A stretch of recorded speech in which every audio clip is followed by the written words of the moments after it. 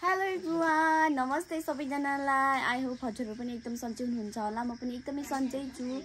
म धेरै दिनपछि चाहिँ के भन्छ अरे युट्युबमा आएको छु। आज चाहिँ म घर जान लागेको हो नि त, धेरै भयो नि त, 3.5 महिनै हुन लाग्यो होला म यहाँ बसेको छु। आज चाहिँ म घर जान्छु। घर जानको लागि चाहिँ यहाँ छामाले लिची टिप्दै छ। अनि आज म लिची पनि लान्छु। त्यही हो, म हजुरहरूलाई आज म गएको भिडियोहरू सबै देखाउने छु। लास्टमा हेरिदिनु होला। मन पर्यो भने लाइक गरिदिनु होला। त्यही हो, लिची चाहिँ यहाँ टिपिसकेको छ आधा जति। हाम्रो छ्यामाले लगाएको गमला फुल। वाउ, आज चाहिँ म बिहानैबाट भ्लग सुरु गरिरहेको छु, किनभने म आज बिहानै भन्दा पनि छिट्टै जाने हो नि त। त्यही भएर चाहिँ मैले छिट्टै नै चाँडै नै स्टार्ट गरेँ भ्लग। मन पराइदिनु होला। त्यही हो, मैले चाहिँ खाना बनाएर पनि भइसकेको छ। मैले आज छिट्टै बनाएँ, किनभने म आज घर जाने हो नि त। त्यही भएर चाहिँ मैले छिट्टै खाना बनाएँ। अनि म चाहिँ आज यत्रो सामान छ नि त। त्यही भएर चाहिँ त्यो भाउजूको लगेजमा हालेर लान्छु होला नि, लगेजमा। त्यही हो, सामान धेरै छ। योपालि मैले गमला पनि राखेको छु। बिहान कस्तो हाल है भिडियो, इग्नोर गरिदिनु होला। त्यही हो, मेरो भिडियोलाई चाहिँ इन्जोय गरिदिनु। के इन्जोय गर्नु हो, हेरिदिनु होला त, यति हो। साथीहरू, आज चाहिँ म घर जान लागेको हो नि त। कति पछि देखा पुरै म चाहिँ घर जान लागेको हो नि त। त्यही भएर छ्यामाले लिची टिप्दिन लागेको छ मलाई। त्यही आज चाहिँ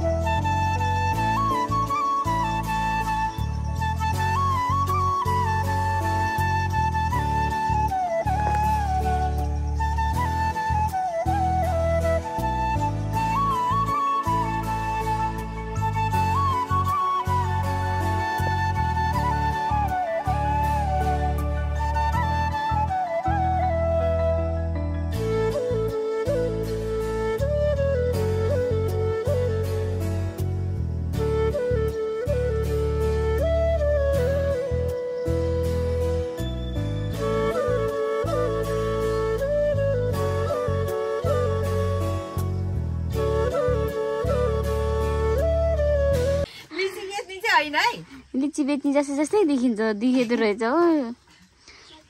हाम्रो चाहिँ यो पालिको लिची चाहिँ धेरै नै फलेको थियो नि त। हामीले चाहिँ सबैले बाँड्यो। हामीले चाहिँ कहिले पनि बेच्दैन। हामीले मान्छेलाई पठाउने हो, गाउँ पठाउने हो। हामी चाहिँ कहिले पनि लिची बेच्दैन। पठाउनलाई है, यो चाहिँ छोरीलाई पठाउने, आफन्तलाई गाउँमा सबै आफन्तलाई पठाउने। लिन खाना आउनु है लिची मेरो विरोध छ। यही हो। सो साथीहरू, यो नै हो, लिचीहरू दिएन भनेर छुच्ची लोबिनी भनेर कसैले मलाई धेरै कमेन्ट गर्नु भएको थियो। मैले टिकटकमा हालेको थिएँ नि त, लिचीको टिकटकहरू। ब्याक साइडमा लिचीको बोर्ड अगाडि हामी बसेर चाहिँ हामीले टिकटक बनाएको थियो। सबैले माग्नु भएको थियो, तर मैले दिन सकेन। नदिँदाखेरि सबैले मलाई छुच्ची लोबिनी के नाम दिनुभएको थियो। तर हाम्रो कहानी यस्तो छ, हामीले चाहिँ सबै बाँडीचुडी खान्छौँ, गाउँ पठाउँछौँ। त्यही हो साथीहरू, धन्यवाद। सो साथीहरू, म चाहिँ रेडी भइसकेको छु। म चाहिँ जान लागेको छु। नानी पनि रेडी भइसकेको छ। अब हामी जान्छौँ। भिडियो बोजिल अङ्कल मारेर बस्नु भएको छ, किनभने हामी आज जाने हो नि त। त्यही भएर साथीहरू, अब चाहिँ हामी चाहिँ जान्छौँ ल। अब लगेजहरू प्याक गर्नको। त्यही हो, यो मैले छोडिदिएको र होइन है। अहिलेसम्म छ।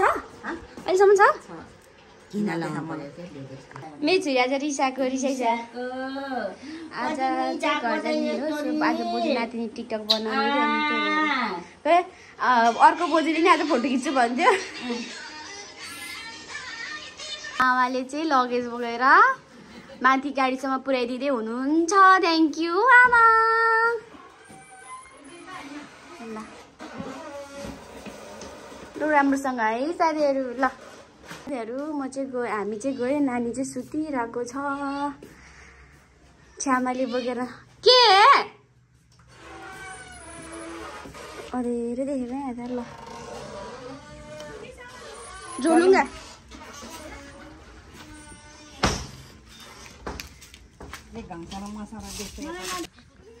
यस्तो हालत छ साथीहरू मेरो।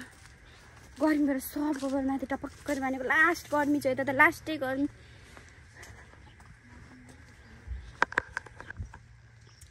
म चाहिँ 3.5 महिना जति भएर बसेको छु, अति नै धेरै नै बसिरहेको छु, भिडमै छ। म चाहिँ घर खान लाग्यो, त्यही हो। त्यहीहरू म घर जान लाग्यो, यस्तो बिजोग भइरहेको छ सामानहरू भएर।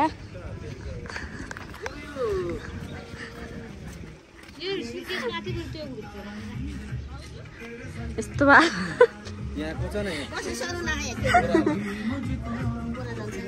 गीत बजा कविरा पर्दैन। मैले कसैको नि ल्याएन पखा त म त।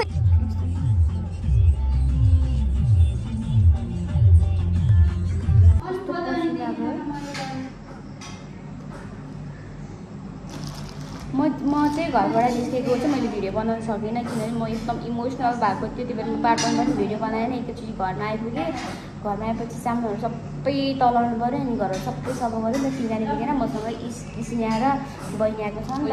अनि सफा गर्दा गर्दा त्यस्तै सफा गर्दा गर्दा 5 बजी आयो, खाजा नि टाइम नै भएन, त्यस्तै भयो। अहिले चाहिँ मलाई बहिनीले खाना पकाइदिँदैछ, हामी पानीहरू आएको हुन्छ छुट्टो पुग्छ। त्यही हो, भिडियो बनाउँछु भन्दा भन्दा त्यस्तै भयो।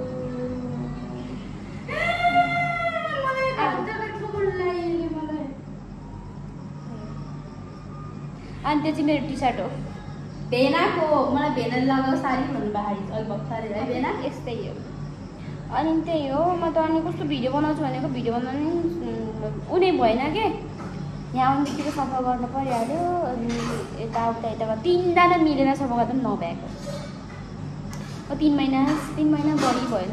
त्यही हो, म त अलिअलि जोडेर हाल्छु होला। म त झाउला जाँच त बनाउनु आउँदैन हो, भिडियो पनि गर्नु के हो कि त्यही हो। जस्तो भए पनि हेरिदिनु होला। ले मलाई भात तरकारी पकाइदिँदैछ। होइन, दाल र भात चाहिँ मैले नि पकायो, अनि तरकारी पकाइदिनु लाग्यो। त्यस्तो भन्नु हुँदैन।